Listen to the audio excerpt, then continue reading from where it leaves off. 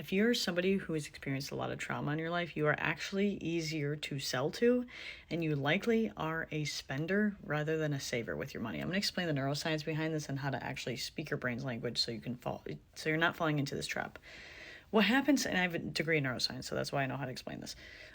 What happens in the brain is you have a part of your brain called the amygdala, and the amygdala, I like to say it's like the fear center of the brain. It obviously does way more than that, but like just for the sake of simplicity, we're going to call it that. And the job, and of course, I am watering this down significantly so it can be understandable. The job of the amygdala is to first see what is worth paying attention to. It's a prioritization mechanism. So it's like, is this important? Is this important? Is this important? What's the most important? And when it determines something as being important, it then will start a process of okay, we should take action on this. The amygdala is about speed. It's not about accuracy, because in the brain, it is way better to mistake a stick for a snake than a snake for a stick because of survival. What the amygdala will pay attention to is not just something that's threatening. It'll also pay attention to something that's rewarding, something that has novelty, like newness, social relevance, unpredictability, and emotional importance, okay? And so when we live in having a trauma, repeated trauma, what happens is the amygdala gets fired up over and over and over again. And what it does is it lowers the threshold for how it can be activated. So little things will activate the amygdala, and it doesn't mean we're going to automatically feel afraid. It's just we're going to detect things as threats. We're going to go into that acting state rather than thinking state more quickly. So this is how if you're in trauma, you're way easier to manipulate through marketing and sales to get you to buy things, because we buy things with emotion and we explain and rationalize with logic.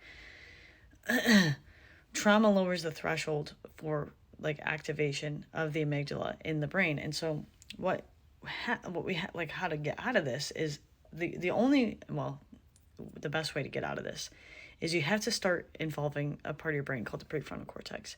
The prefrontal cortex is in charge of impulse control, emotional regulation, planning for the future, and complex decision making. All things that we need to use when we're thinking about making a decision about money. So one of the best ways to do this is you have to become aware of what you're thinking, feeling, and doing. That is the practice known as metacognition, thinking about your thoughts, introspection. Journaling can help with this. Even just being okay, let me play out the last 30 seconds. How am I feeling right now? Anything that can get you to be, meditation is great for this too. Anything that can get you to think about what you are currently experiencing is going to strengthen that part of your brain.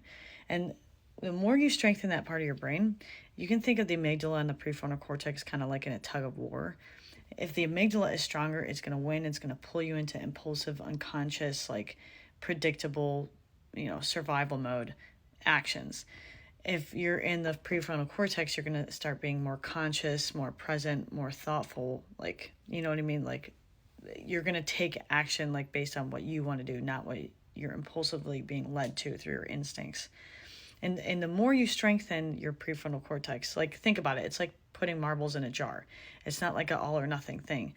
If you keep working on putting marbles in the prefrontal cortex jar, eventually it'll get stronger and stronger, and it'll be easier to put more marbles in the jar. And then the marble jar for the amygdala, not only does it not grow, but it shrinks, it gets smaller, because you're not constantly having that stimulus or that input to that part of the brain. And so if you feel like you are stuck in impulsive spending, if you're stuck in that fight or flight, that survival mode, and you're how do I get out of it? It's just you got to practice using that part of your brain as much as possible so you can start to win that tug of war in the right direction.